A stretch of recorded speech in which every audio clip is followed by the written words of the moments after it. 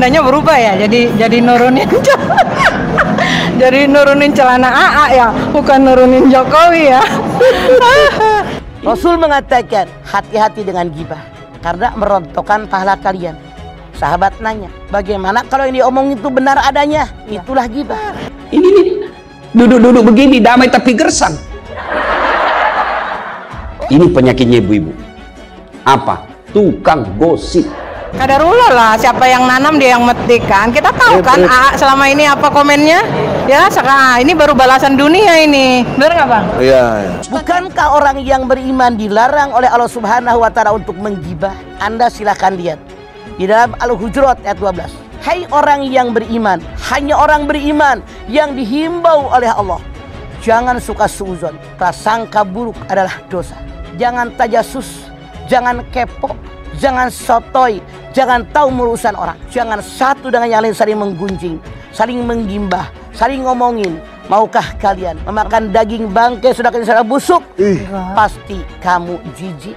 Ayuhibbu ahadukum, kata Allah, sukakah kamu memakan bangkai sesamamu manusia? Maka berhenti cerita kejelekan orang. Orang yang beriman gak bakal sanggup tajasus, gak bakal sanggup mereka menggibah. Artinya yang melakukan semuanya ini orang yang tidak beriman.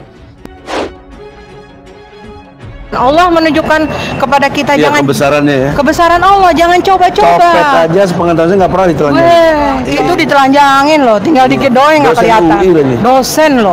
Dosen loh, tokoh Satu profesi pendidikan. sama Anda kan? Oh iya, satu profesi sama saya. Nauzubillah min dzalik. Bukankah Rasul mengatakan nanti di yaumil akhir ada orang muflis? Siapa yang muflis? Bangkrut. Orang yang muflis, orang yang bangkrut, yang datang di yaumil akhir menghadap kepada Allah, bawa pahala yang banyak. Ternyata datang tetangganya, saudaranya, keluarganya, temannya, sakit hati 15. Maka kata Allah, bayarkan dengan pahalanya dia. Ini bangkrut, bayar masih kurang. Kita berlindung kepada Allah dari keburukan itu, Bu. Belum tentu suami kita lebih baik dari dia. Berhenti itu. Adakah orang yang senang dicerita kejelekannya? Yang ada nurunin celananya di Armando. Gimana tuh? Aduh, malu banget, malu banget. Contoh, ada orang meninggal dunia, brek meninggal. Kata Allah, hei malaikat, hitung pahalanya. Kata malaikat, ya Allah, ini orang hebat ibadahnya. Pahalanya 98 misal. Kata Allah, hei malaikat, hitung hablum minasnya. Kata malaikat, ya Allah, banyak orang yang sakit hati. Itu sakit hati sama orang tadi. Tukang nyakitin, tukang ngomongin orang, tukang ngarumpi, tukang ngegibah. Sakit hati banyak banget. Kata Allah, bayarkan kesakit hatian mereka dengan pahala ibadah yang dia peroleh. Itulah orang yang muflis, orang yang bangkrut. Ya Allah. Supaya ibu-ibu pulang, berhenti cerita kejelekan orang. Tidak ada gunanya, menghabiskan amal-amal kita. Jadi terima kasih mewakili mak-mak seluruh Indonesia. Aduh, pengen menangis saya. Luar biasa kemarin kita bahagianya gitu loh. Dan kita dikasih hadiah oleh Allah, ditunjukkan orang yang suka menghina agama Allah tuh dihinakan oleh Allah. Saya tidak pernah merasa bersalah, saya tidak pernah merasa bahwa saya memang telah menodai agama. Saya mati-matian membela negara kesatuan NKRI dengan menyerang kelompok-kelompok yang menggunakan agama, menggunakan sentimen-sentimen etnik, ras untuk menyerang Pak Jokowi. Nah, kalangan ini selalu saya kritik secara terus-menerus karena saya tidak ingin bahwa negara kesatuan ini dipecah belah oleh kepentingan-kepentingan sempit yang menggunakan agama, ras, etnik untuk memecah belah bangsa ini. Bersama barisan emak-emak militan, BEM, mau nurunin Jokowi, yang ada nurunin celananya di Armando. Biasanya setahu saya orang begitu, kecoa beranak aja tahu. Bener, karena karangan dia. Terus dia ngarang-ngarang si Anu begini.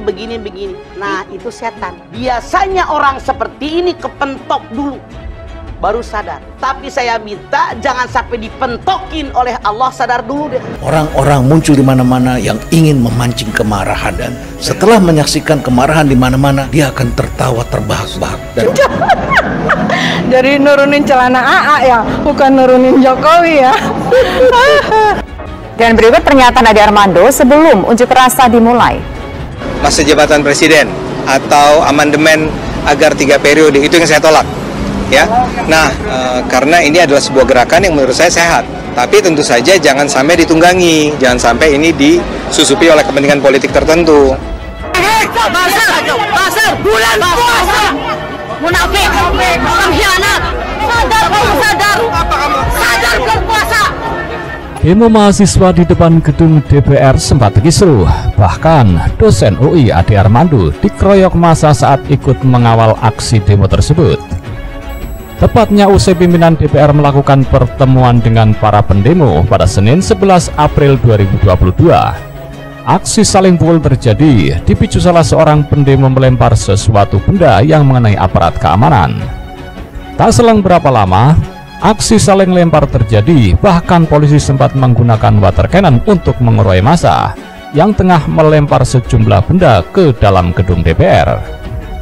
Di tengah kondisi memanas, Ade Armando tampak dibopong oleh sejumlah polisi, wajahnya penuh darah dan lebam.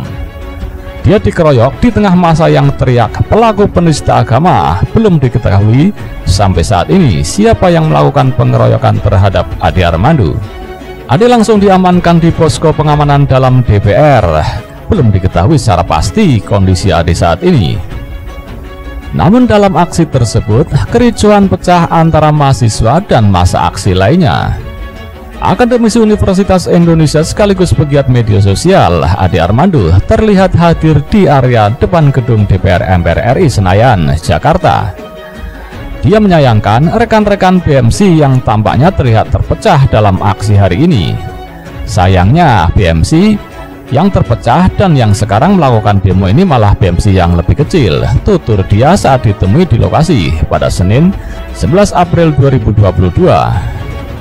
Adapun dia sendiri hadir untuk mendukung aksi yang akan dilakukan rekan-rekan mahasiswa. Saya tidak ikut demo, tapi saya memantau dan saya ingin menyatakan mendukung, katanya. Dirinya mendukung penuh jika para mahasiswa menolak dilakukan amandemen Undang-Undang 1945 untuk mengakomodir perubahan masa jabatan presiden. Kalau isu yang kan sekarang jadi kacau ya isunya, ada isu turunkan Jokowi walaupun kemudian dibantah oleh BMC. Tapi kalau isunya meminta agar dibatalkan amandemen, saya rasa mayoritas bangsa setuju ya. Dan saya menyatakan persetujuan juga terhadap itu, tuturnya. Pasar bulan puasa, munafik, pengkhianat, sadar bulan puasa. Demonstrasi hari ini bukan demonstrasi mahasiswa, ini demonstrasi preman yang mereka nggak penting tentang apa yang mereka tuntut, tapi mereka memang mau cari kerusuhan.